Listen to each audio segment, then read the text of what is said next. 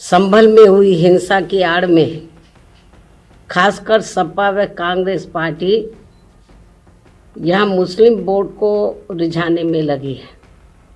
बाकी मुद्दों से उनका कोई लेना देना नहीं है। बांग्लादेश में इस वक्त जब हिंदुओं पर जुल्म और अत्याचार हो रहे हैं, तब देश के ज्यादातर दल चुप्पी साधे बैठे हैं। लेकिन देश में जब जब बड़े फैसलों की बारी आती रही है, तब तब बीएसपी और मायावती ने हमेशा देश को प्राथमिकता दी। हम ये बात इसलिए कह रहे हैं क्योंकि एक दिन पहले मायावती ने जो प्रेस कॉन्फ्रेंस करके बांग्लादेश के बारे में बोला है, वैसी हिम्मत किसी दूसरे पॉलिटिकल पार्टी के किसी नेता ने अभी तक नहीं दिखाई है।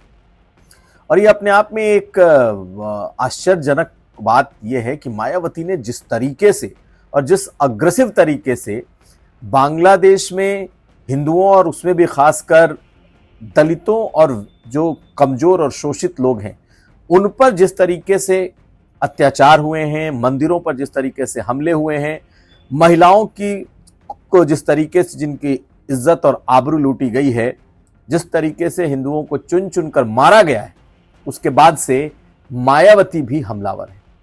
और उन्होंने ऐसी ऐसी बातें कही हैं कि ऐसी बातें तो बीजेपी के नेता तक नहीं कह पाते।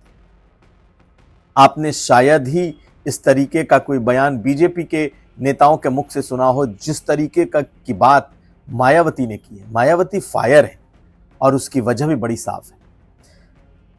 मायावती ने विभाजन के उस त्रासदी की याद दिलाई है और उस वक्त बाबा साहब भीमराव अंबेडकर के साथ जो हुआ उसकी याद दिलाते हुए उन्होंने कांग्रेस पार्टी और कांग्रेस पार्टी के साथ के दलों पर खूब जमकर निशाने साधे हैं। पहले आपको बताएं मायावती ने कहा क्या क्या है। मायावती ने कहा है कि सिर्फ मुस्लिम वोटों के लिए कांग्रेस पार्टी संभल संभल चिल्ला रही है, लेकिन बांग्लादेश में हिंदुओं के साथ जो हो रहा है उस पर पूरी तरीके से चुप्पी साधी हुई। और यही नहीं, उसके सहयोगी दल भी एक ही थाली के चट्टे बट्टे हैं। आप अंदाजा लगाइए कि क्या इस तरीके का कभी कोई बयान कोई दूसरे पार्टी का नेता दे सकता है। ऐसे बयान अमूमन बीजेपी के नेताओं से या हिंदुवादी संगठनों से तो मिलते हैं, लेकिन मायावती ने इस तरीके का बयान दे करके चौंका दिया है।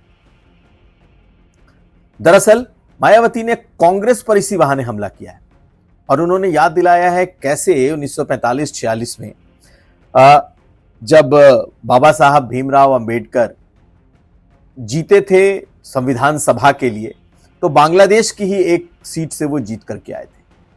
और उनका आरोप है कि चूंकि वहां दलित बहुल था वो इलाका, और बाबा साहब को जीतने की खुंदक में कांग्रेस पार्टी ने दलित और हिंदू बहुल इलाकों को उस वक्त पाकिस्तान में यानी तब के पश्चिमी पाकिस्तान में शामिल होने दिया था। और एक बहुत बड़ी मांग मायावती ने की है और उन्होंने ये कहा है कि ये सरकार यानी कि मोदी सरकार, बीजेपी और उनके समर्थक दलों की सरकार ये काम करे कि इस वक्त बांग्लादेश में जो हिंदू हैं, पहले तो हर हाल में हिंदुओं, दलितों और जो शोषित और पीड़ित वहां लोग बचे हैं, उनकी सुरक्षा सुनिश्चित करे और हर तरीके से संभव प्रयास करके उन तमाम दलितों को वापस भारत लाया जाए। ये अपने आप में एक बहुत बड़ी बात है। मायावती ने साफ साफ एक तरफ तो कांग्रेस और सहयोगी दलों को इस बात के लिए लताड़ लगाई है कि संभल जैसे मुद्दे पर वो लोग चिल्ला रहे हैं, वहां पर मुस्लिम मुस्लिम कर रहे हैं, ये बात मायावती कह रही हैं। और जहां हिंदुओं और दलितों के साथ इतना बड़ा अत्याचार हो रहा है, वहां पर ये सब दल चुप्पी साधे बैठे हैं, कोई कुछ नहीं बोल रहा। ये अपने आप में इस तरीके का बयान है जो मायावती ने एक कह सकते हैं एक लाइन खींची है, एक लकीर खींची है कि उनकी सियासत जो सांप्रदायिक सियासत जो पॉलिटिकल पार्टियों की है वो अपनी जगह हो, लेकिन जब देश की बात आती है तो वो हमेशा देश के मुद्दों को चुनती हैं।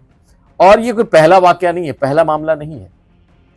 इससे पहले भी जब धारा 370 की बात आई थी तो मायावती ने अकेले, वो इकलौती ऐसी पार्टी थी जो विपक्ष में रहते हुए उन्होंने धारा 370 पर खुलकर मोदी सरकार का और बीजेपी सरकार का संसद में समर्थन किया था। तो इस वक्त जबकि बांग्लादेश में हिंदुओं पर, दलितों पर अत्याचार हो रहा है, मायावती ने खुलकर बोलना शुरू कर दिया है।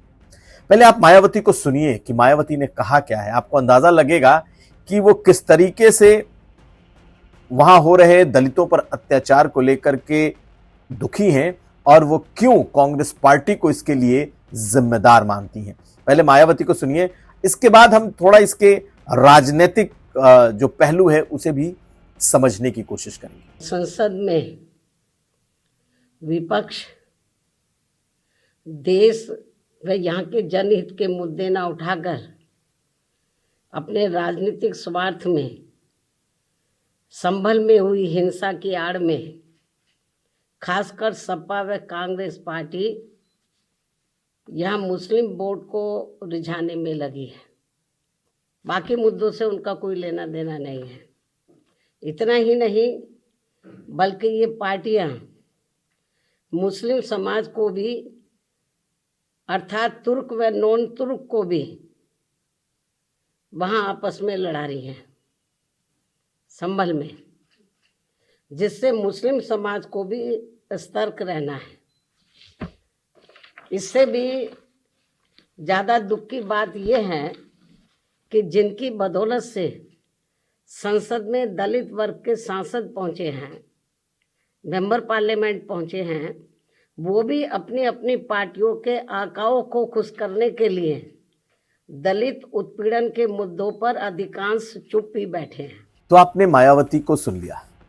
इस तरीके का बयान बीजेपी के नेताओं के अलावा शायद ही किसी और पार्टी ने दिया होगा। कांग्रेस पार्टी अभी तक उसकी एक खास चुप्पी दिखाई देती है। कांग्रेस पार्टी ने इस पर बहुत कुछ नहीं बोला है। ममता बनर्जी ने कुछ हद तक बोला है, लेकिन वो भी अपने लोकल जो उनका जो पश्चिम बंगाल का वोटर है शायद उसे एड्रेस कर रही हैं।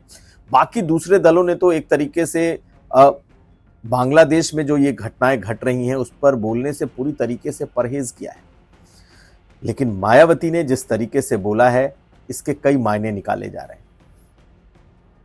यूं तो जैसा मैंने बताया कि बसपा हमेशा से राष्ट्रीय मुद्दों पर अपना स्टैंड सियासत से अलग रखती रही है, लेकिन यह माना जा रहा है कि मायावती अपने वोट वर्ग को, वो अपने वोट बैंक को सीधे सीधे साध रही है। दलितों की बात अकेले, अब वो देश ही नहीं विदेश यानी बांग्लादेश में भी अगर दलितों की कोई बात उठा रहा है तो वो मायावती इकलौती ऐसी नेता है अगर भाजपा को छोड़ दी जाए तो। आप चंद्रशेखर आजाद रावण की बात कर लें तो चंद्रशेखर आजाद रावण इन दिनों भीम और मीम की पॉलिटिक्स कर रहे हैं। उन्हें लगता है कि मुस्लिम और दलित कॉम्बिनेशन बना करके ही वो उत्तर प्रदेश में आगे बढ़ सकते हैं। लेकिन मायावती का ये बयान क्या मुसलमानों को रास आएगा कि संभल संभल चिल्लाने से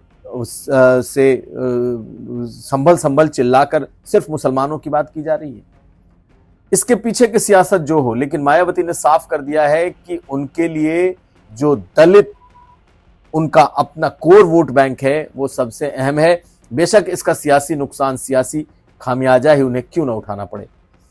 तो अब आने वाले दिनों में इस बात के लिए तैयार रहिए, क्योंकि मायावती ने इशारों में भाजपा सरकार की एक तरीके से तारीफ भी कर दी है और उनसे एक अपील भी कर दी है कि वो बांग्लादेश के दलितों को वापस यहां लाने में मदद करें। तो भाजपा पर सॉफ्ट दिख रही हैं और कांग्रेस और दूसरे दलों पर जबरदस्त हमलावर हैं। एक बात और, जो मायावती की अपनी सियासत में क्या अब मुस्लिम वोट का वो स्थान होगा, इस पर एक सवाल है।